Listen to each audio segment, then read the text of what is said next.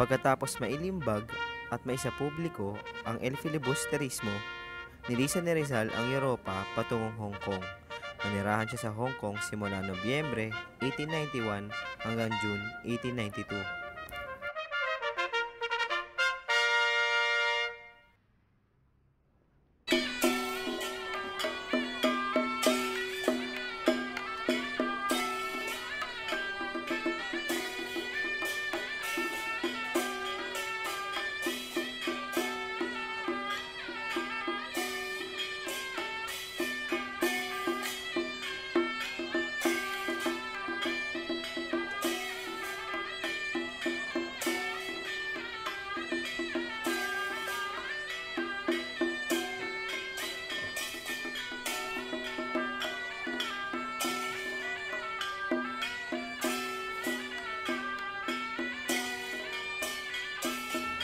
Pagkalapag ng steamer sa Hong Kong, sinalubong si Rizal ng kanyang kaibigan na si Jose Maria Basa.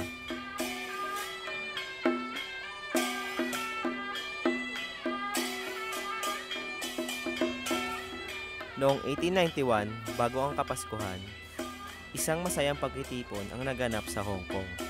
Nagpunta ang pamilya ni Rizal sa Hong Kong upang doon ipagdaos ang Kapaskuhan. Isa ito sa pinakamasayang Pasko sa buhay ni Rizal.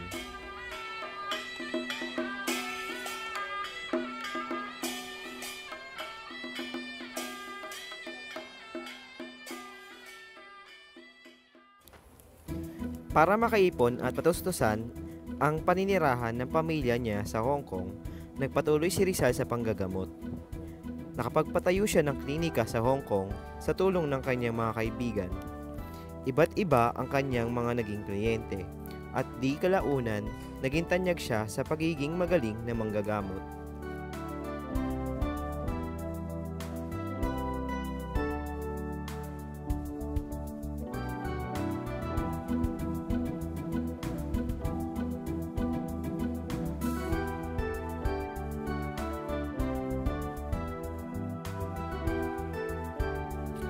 Sa kabila ng pagiging abala ni Rizal sa larangan ng medisina, pinagpatuloy niya pa rin ang pagsusulat sa Hong Kong.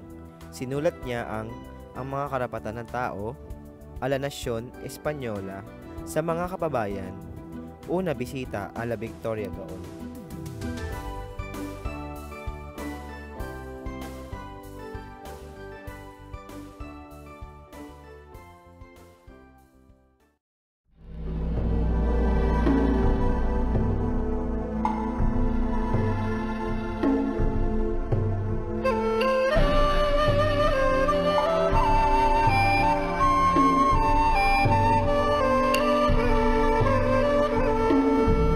Noong May 1892, napagdesisyonan ni Rizal na bumalik sa kanyang lupang sinilangan kasama ang kapatid na si Lucia.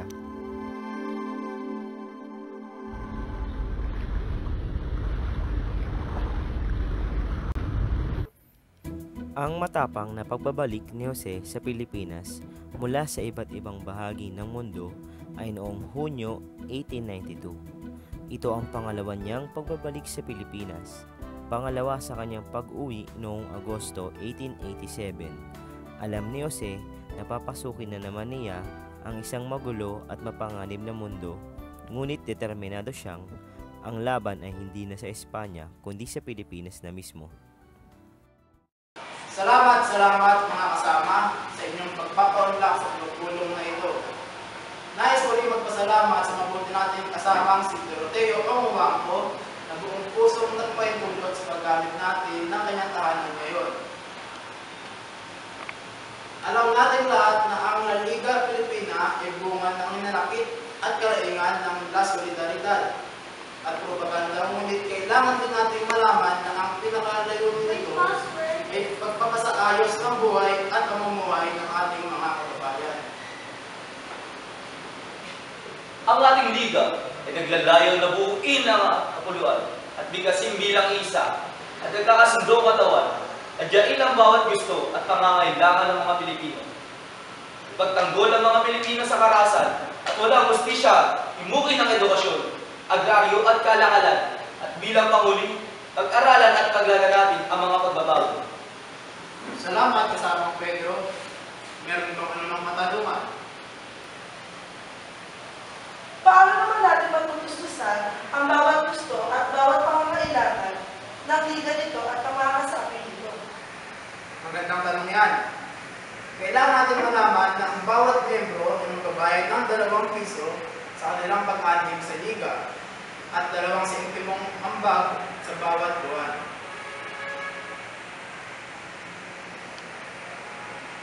Maganda yan.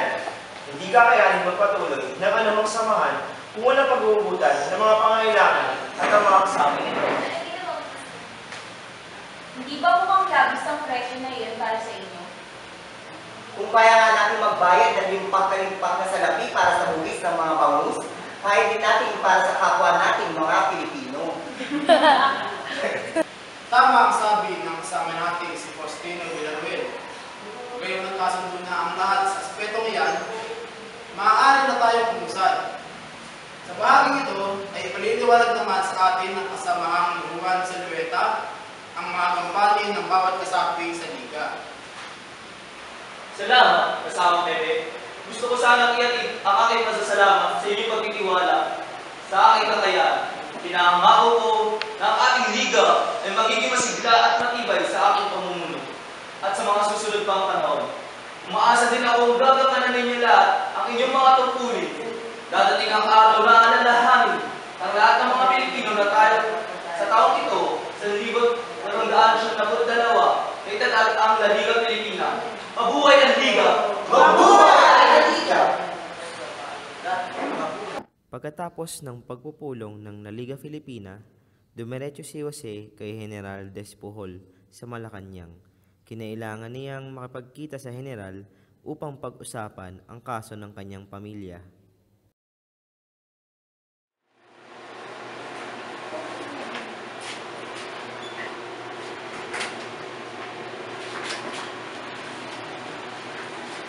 Por favor, permanece de pie. Si General Su nombre? Jose Protasio Rizal Mercado y Alonso Rialonga. Ah, el exiliado! Sentarse. Gracias, Senyor. Bakit ka naparito, Jose? Gusto ko kamustahin ang kaso ng aking pamilya, ng aking ama, ng aking mga kapatid. Mukhang mas magandang pag-usapan natin ang kinalaman mo kay Bonifacio. Wala akong kanalaman sa sinasabi mo, General. Bueno, napatawad ng iyong ama, Jose. Ang iyong mga kapatid ay posible rin mapatawad. Ngunit ang kaso mo, Jose, malabo kang mapatawad.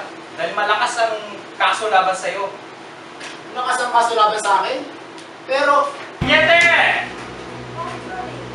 Si General, ¿Dónde están los papeles y pruebas? ang ilang bienes.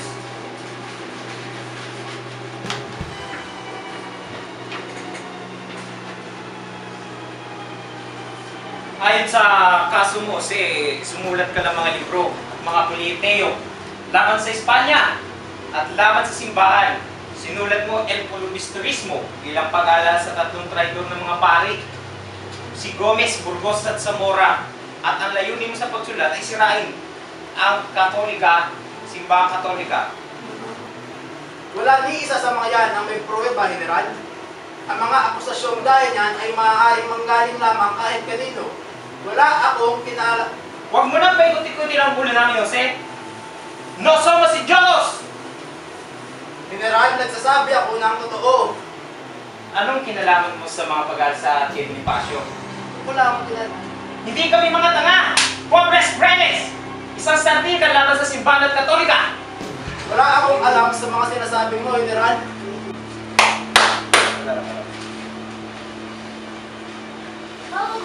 Wala akong kinalaman sa mga ito, General. Nasabat ang mga pulitin at sa ate Lucia mo. Sige, dapian at dalhin kay Kapitan Carcinero! Kailangan ko ng patas sa pagkalitis, General. Hindi tama ito. Dinala si Jose sa isang steamer, Cebu patungong Dapitan. Bago tumuloy ang steamer ay binasahan siya ng hatol ni Kapitan Carcinero at nakatanggap siya ng sulat mula kay Padre Pastels. Anong pangalan mo? Jose Protasio Rizal Mercado y Alonso Rialonga. Ikaw, Jose Protasio Rizal Mercado, E. Alonso Realonda, ay pinatatapon sa dapitan sa kasong pangungupa ng pag-aalsa laban sa Espanya at sa simbahan. Ikaw ay mananatili doon sa loob ng 4 na taon sa ilalim ng aking supervision. Naiintindihan mo ba ang hatol na ito sa iyo? Donde está Jose Rizal? Si Teo Nakata. Galing ako kay Padre Pablo Pastels. Akin nga yan.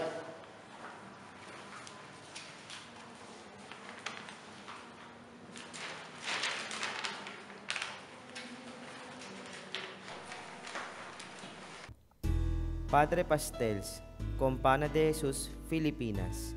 Jose, magandang araw sa iyo.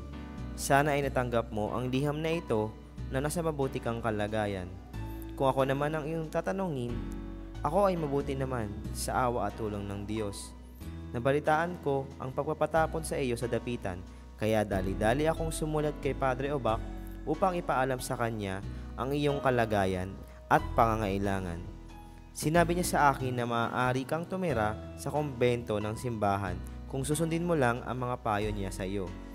Una, gusto niyang bawiin mo ang lahat ng sinabi mo laban sa Iglesia Katolika at na gumawa ka ng pahayag na kontra-revolusyon.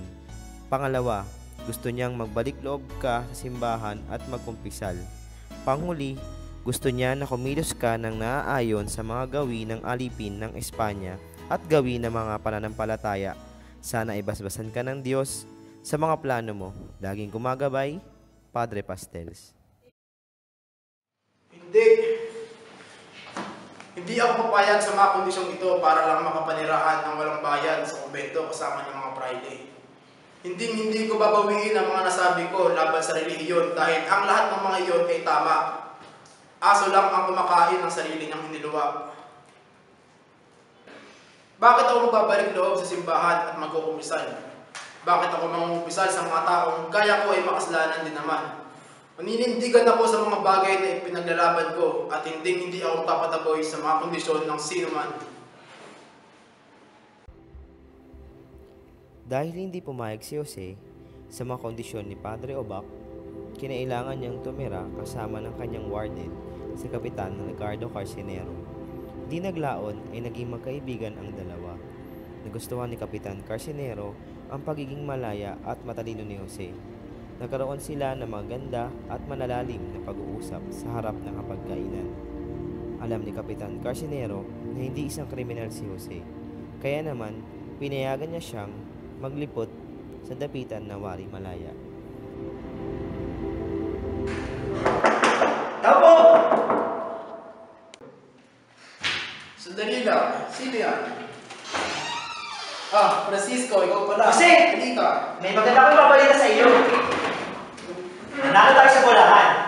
Tumama tayo 3 ng 20,000. Ikaw, ako, at si Kapitan Carcinero. Ano, bulan? Magkano? Tama ka dyan. Kaya maghati-hati tayo 3 at makakuha tayo ng tig 6,200. Marami akong paggagamitan sa pera na makukuha ko. Ano naman? Una, magbibigay ako ng 2,000 sa aking ama. Pangalawa, magbibigay ako ng 200 sa aking kaibigan na si Basa na nakatira sa Hong Kong. Ang iba? Pakakapital ko sa agrikultura. Isang paaralan at negosyo sa dapitan. O siya, Jose, aalis muna ako. Bukas, idadaan ko dito ang bahagi mo sa bolahan. Sige. Sige, Francisco, huwag mong kakalimutan. Salamat. Huwag mong kakalimutan, ha? Oo.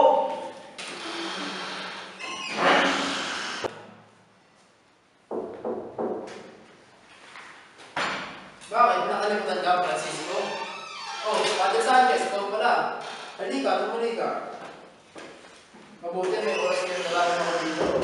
Lagi ako may panahon sa iyo, Jose. Nabalita ko sa labas na tumama ka ng 6,000 sa bolahan. Oo, Padre. Alam ko naman na magaling ka magmaneho ng pera kasi huwag mong isipin na hindi ako ng balato kaya ako naparito Susubukan mo palaguin ang pera makukuha ko habang nandito pa ako sa dapitan. Maganda yan, Jose. Siya nga pala gusto ko nang puntuhin kung anong pinunta ko dito. Sandali lang din ako, di ako pwede magtagal.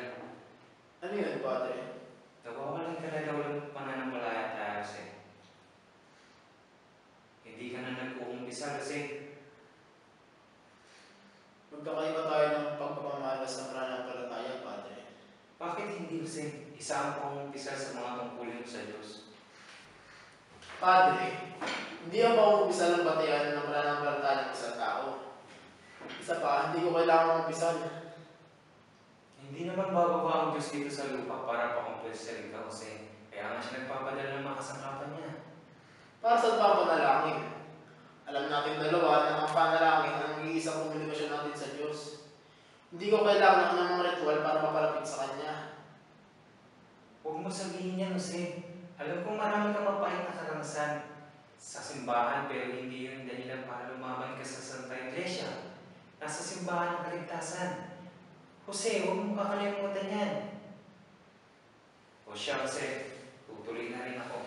Hinihiling ko sa Diyos, maging basbasan niya ang isip mo bago pa mahuli ang lahat. Salamat sa dala mo, Padre. Hanggang sa huling magkikita. Mag-iingat ka lagi, Jose.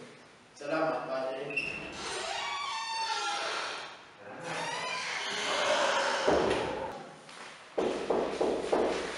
Sandali lang.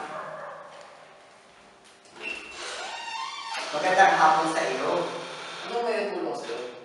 Pasensya ka na at nakakabala ako sa iyo. Ako nga pala si Pablo Mercado. Kapag-anak mo ako. Hindi ka. Tuloy ba? Wapo ka rito. Ano ulit sabi mo? Kumag-anak kita? Oo.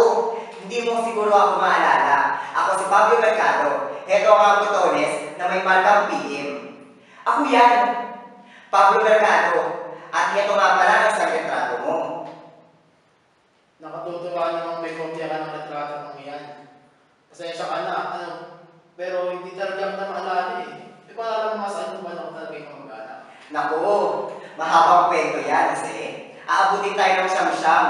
Siya nga pala, hirap na hirap akong hanapin ka. Naipatapon na raw dito. Oo. Mukhang kailangan ko manatili ng ilang taon dito. Sulat lang ang tangay kong komunikasyon sa Maynila. Nakakalungkot naman yan malaman. Jose, natingin mo, may tutulong ba ako sa'yo? Wala naman sa ngayon, pero huwag ka mag-alala. Kasabihin ko sa iyo kung sakali kailangan ko ang tulong mo.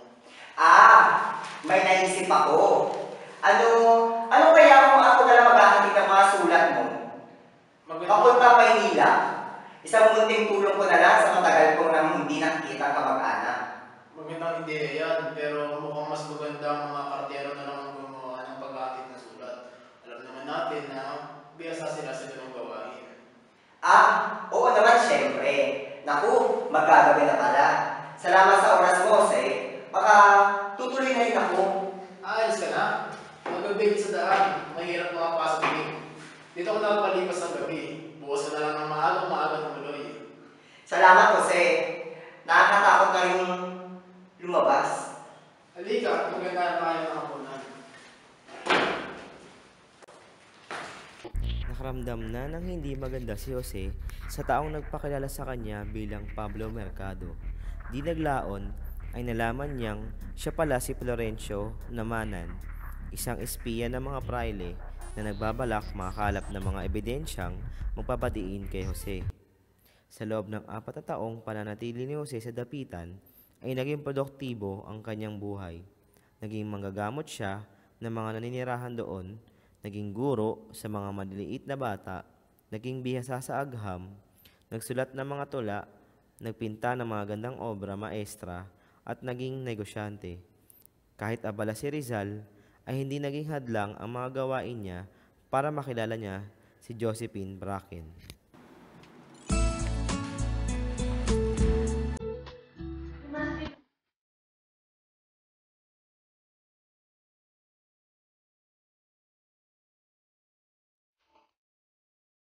Ireland? They say women from Ireland are beautiful. I see they're not mistaken. Thank you very much, Dr. Rizal.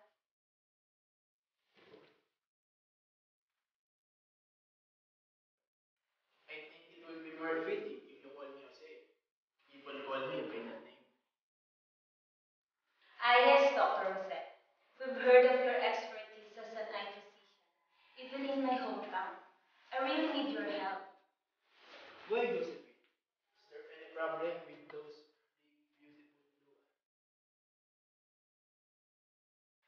of me, my father. Oh, sorry. Would you mind playing?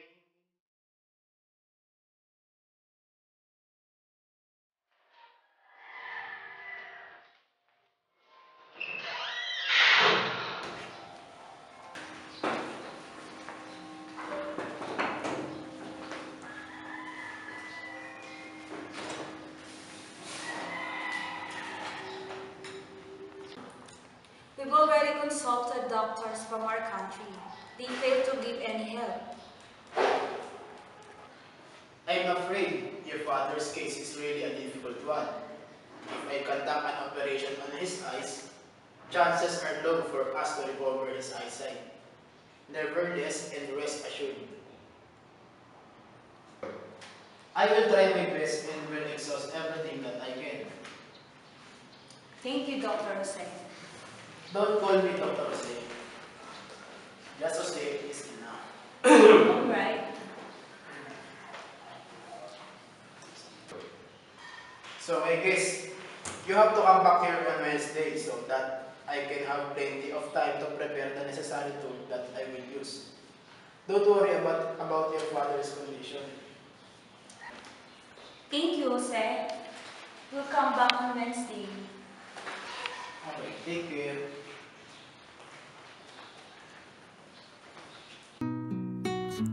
Josephine, who to these shores have come, looking for a nest, a home like a wandering swallow.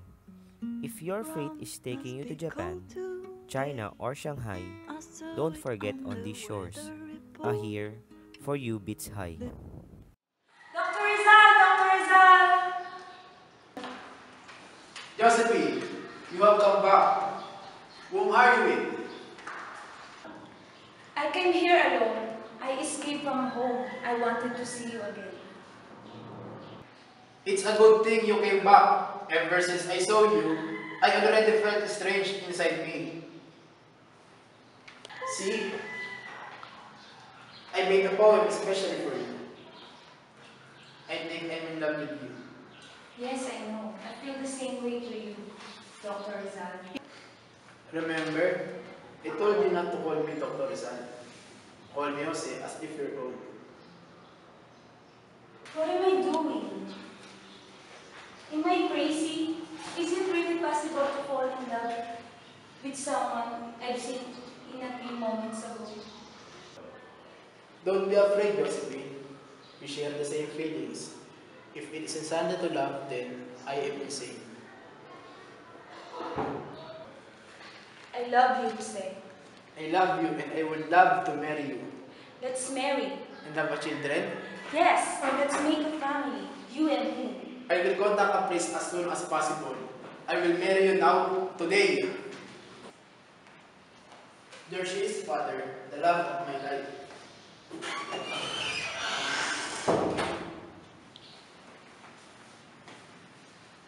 Jose, ano ba naisip mo? Huwag mo nestili ka.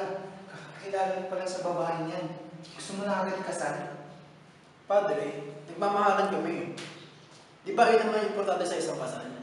Yung pagmamahal. Pagmamahal? Napapaliw ka na, Jose. Kakilala mo pa lang. Sinasabi mo niyan, pagwari ilang taon na kayong magkasama. Isa pa, hindi ko kayo pwedeng kasalan basta-basta. Kailangan ko pa sumulat sa obispo ng Cebu. At sigurado hindi rin naman siya papayag pag nalaman niyang bagay na ito. Padre, kasal mo na kami. Jose, my love, is there any problem? No, darling. Please wait. I and Father Obak are discussing some matters. Padre, wala akong nakikita mali sa pagmamahalan namin. Jose, wala na akong itutulong pa sa iyo. Kung malalaman ito ng iyong ina, siguradong magiging kahiyan niya inyong kasal at magiging kahiyan ng simbahan kung papayagan ko kayo, kaya pasensya na. Padre, yan ang Padre.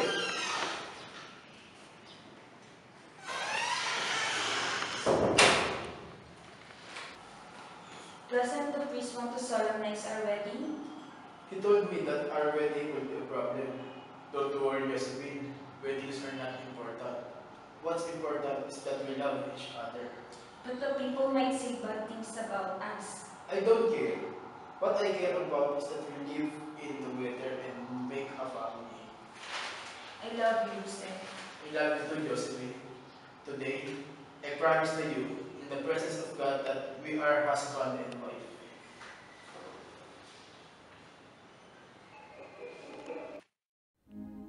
Naging maganda ang pagsasama ni Jose at ni Josephine kahit na hindi sila kasal ng simbahan. Naging masipag si Josephine sa pagtulong sa kanyang asawa at matyaga niyang pinag-aaralan ang wika ni Jose na Filipino. Nagdalang tao si Josephine, ngunit sa kasamaang palad, Jose, nanganganak mo si Josephine, Jose! Kalma lang ho, Aling Bebang. Tumutok na po ba yung panibigay niya? Ako, oo, Jose! Nasaan na ho ba siya? Jose, it hurts. Just calm down, Josephine. Just calm down.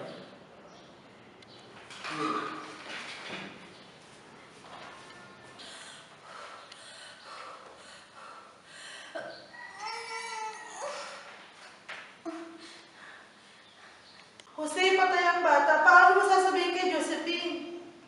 Huwag muna natin sabihin sa kanya, Aling Bebang. Hayaan na lang muna natin mapagpahinga ang isip at katawan niya.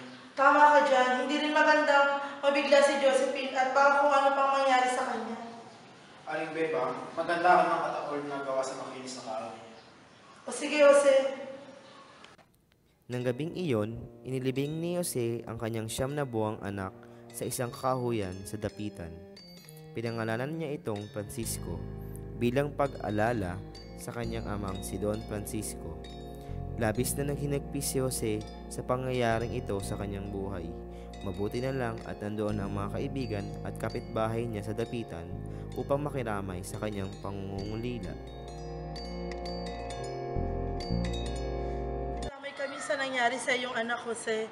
Inaasahan din namin na magkakaroon ka na ng anak. Salamat kasama. Hindi ko rin inaasahan gano'n yung mangyayari. Kung nabuhay lang sana si Francisco, magiging kasing galing siya ng kanyang ama. Oo, at malamang magiging manananggol siya ng ating inang bayan. Salamat mga kasama.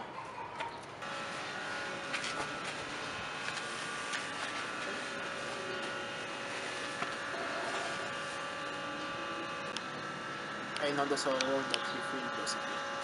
I know how it feels to lose a child.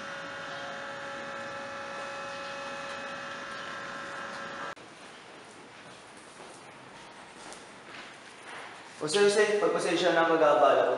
Walang ano man yun, kaibigan. Ano ba yung may pagkilig ko sa iyo? Isang sulat galing kay Gobernador Blanco.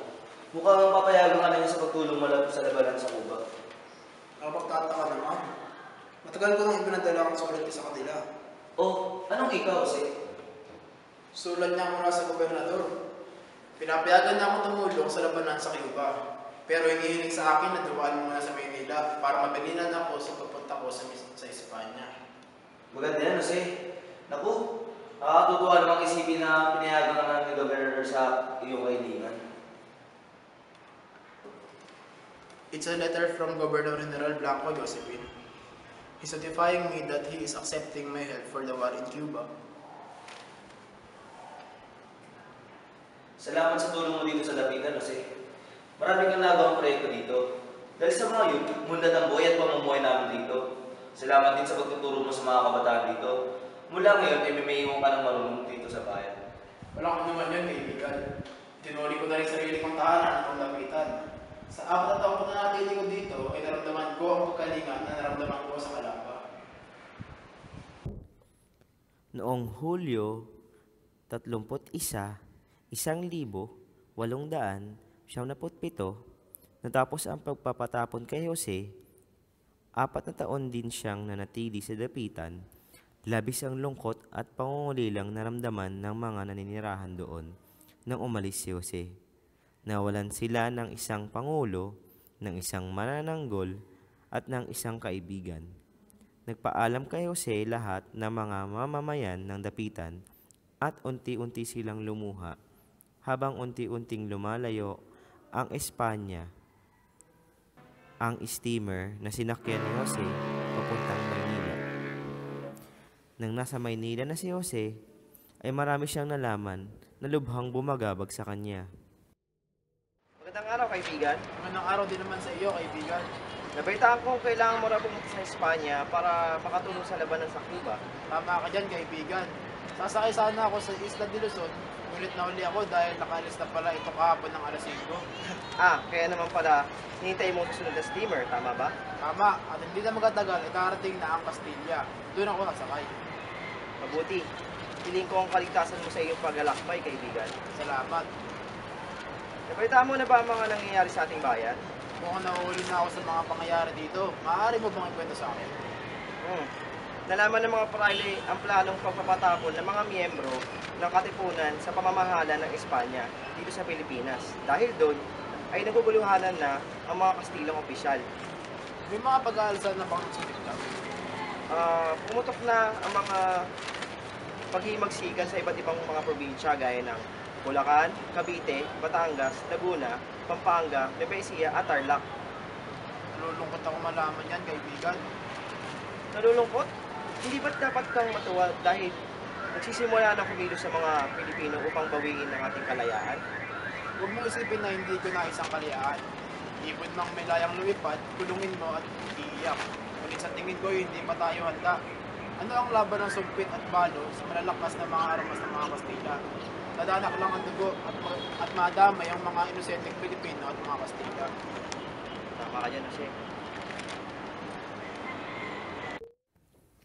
Alas 6 ng hapon noong Setyembre 2, 1996, inilipat si Jose sa steamer ng Isla de Panay mula sa Castilla.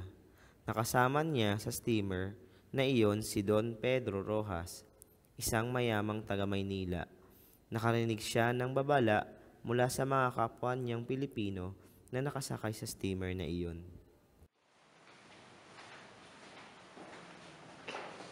Jose.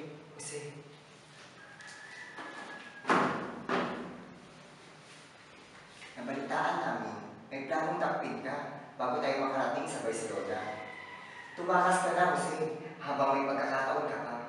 Nangako ako kay Gobernador General Blanco na pupunta ako sa Barcelona at tutulong ako sa labanan sa Cuba bilang isang magagamot. Hindi ko pwedeng bawiin ang pangako ko. Jose, walang magagawa yung tama mo. Puputulin ng mga Kastila ang ulo mo. Kung gusto mo mabuhay ng mahaba, tumakas ka na lang at manahimik sa isang lugar. Hindi ko pwedeng gawin yun. Meron akong palaparatyon at prinsipyo na kailangan kong alagaan.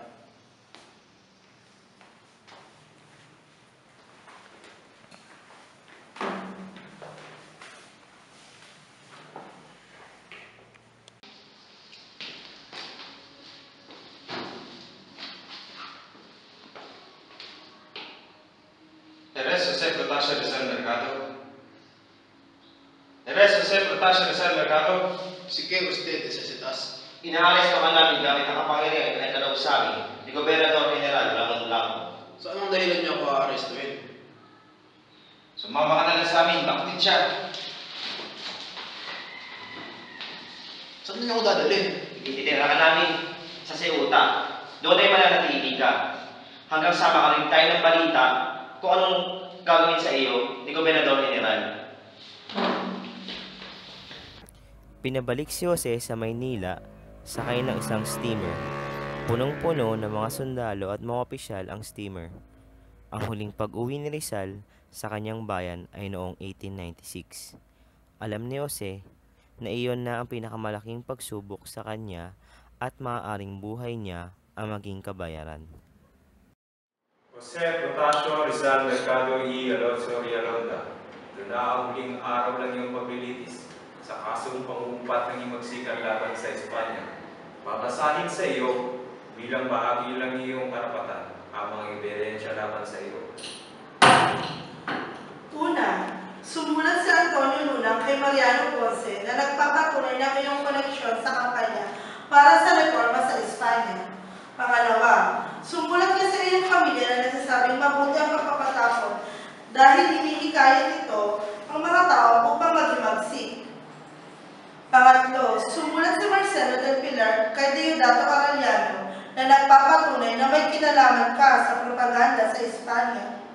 Pang-apat, sumulat ka ng isang pulang pinamagatang kundiman na mapanghikayat ng himagsikan. Pang-lima, sumulat si Carlos Oliver sa hindi matukoy na isang tao na naglalarawan sa iyo bilang isang taong magpapalaya sa Pilipinas.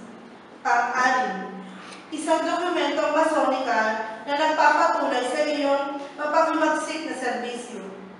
Ikapito, isang sulat na pinirmahang di masalang na nagsasaad na ikaw ay naghahanda ng isang lugar na maaaring tuluyan ng mga lumalaban sa Espanya.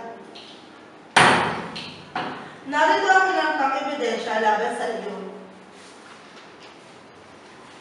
Sumulat si Di Masalang sa isang di matukoy na organisasyon na humihingi ng tulong nito para sa panghimagsik. Isang di kilalang sulat na tumutuligsa sa pagpapatapon sa iyo. Isang sulat ni Ildefonso Laurel sa iyo na nagsasabing ikaw ang tagapagligtas ng mga Pilipino. Isang sulat ni Ildefonso Laurel sa iyo na nagpapaalam sa iyo ng mga pinapatapon ng gobyerno. Isang sulat ni Marcelo del Pilar kay Don Juan Tenluz na nagre-rekomenda ng pagpapatayo ng espesyal na organisasyon. Isang kopya na talumpati ni Emilio Jacinto kung saan nakasaad, mabuhay ang Pilipinas, mabuhay ang kalayaan, mabuhay si Dr. Rizal. Isang kopya na talumpati ni Jose Toriano Santiago kung saan nakasaad, mabuhay si Jose Rizal, kamatayan sa mga manunupit. Isang tula ni Laong Laan na pinamagatang talisay na umaawit ng paglaban para sa karapatan. Ngayong narinig na ang lahat ng ebidensya laban sa iyo, ibigyan ng pagkakataon ng iyong manananggol upang ipresenta ang iyong huling depensa. Ako po si Luis Tabier de Andrade, ang manananggol na natasakdal na si Jose Portasio Rizal Mercado y Alonso Realonda. Sa maraming taon, ang pangalang Rizal ay naging simbolo ng hindi mabilang-bilang na rebelyon. Siya rin ang naging simbolo ng mga karaingan ng mga tao. At ngayon, na nabibinbin siya sa panganib ng kamatayan, ano ba naging kasalanan niya? Nagsabi ba siya sa harap ng madla na pagkamuhi o paglaban sa Espanya? Nagdeklara ba siya sa madla na paghihiwalay sa sarili sa rehimen ng Espanya? Idineklara ba niya sa harap ng simbahan at Espanya na lumalaban siya sa kapangyarihan ng mga ito? Hindi! Kaya naman, ipinapanalangin ko sa harapan ng kagalang-galang na korte nito na bigyan ng kapatawaran sa kung anumang pagkakamaling nagawa niya. Gracias.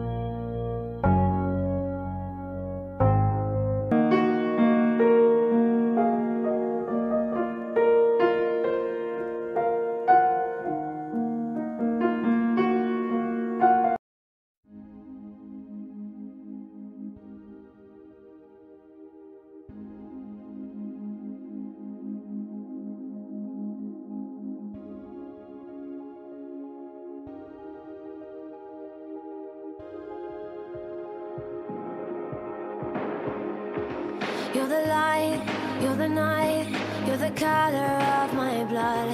You're the cure, you're the pain, you're the only thing